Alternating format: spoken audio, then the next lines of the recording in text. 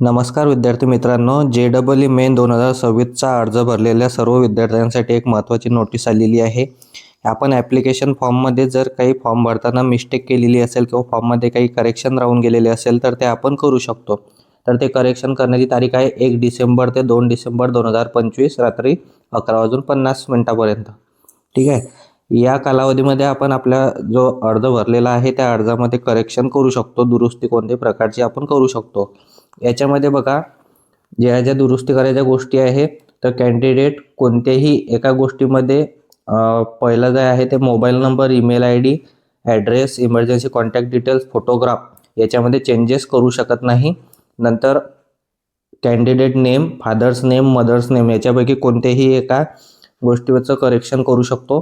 त्यानंतर 10वी-12वीची माहिती, state code of eligibility याच्यामध्ये तुम्ही सर्व प्रकारची दुरुस्ती करू शकता. त्यानंतर examination city selection, medium of the examination, तुम्हाला एक्झाम सेंटरच्या सिटी जर बदलवायच्या असतील किंवा मीडियम बदलवायचं असेल एक्झामचं तर ते पण तुम्ही बदलू शकता. त्यानंतर जन्मतारीख, तुमचं gender, caste category, sub category, signature हे तुम्हाला बदलवता येईल.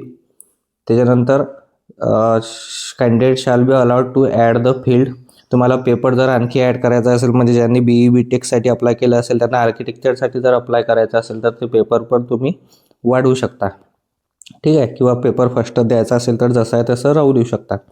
नंतर ज्या विद्यार्थ्यांनी विदाऊट आधार कार्डच्या फॉर्म भरलेला असेल म्हणजे पॅन कार्ड वगैरे, तर ते विद्यार्थी पण आधार कार्डचा डाटा त्याच्यामध्ये एंटर करू शकता. अशा प्रकारे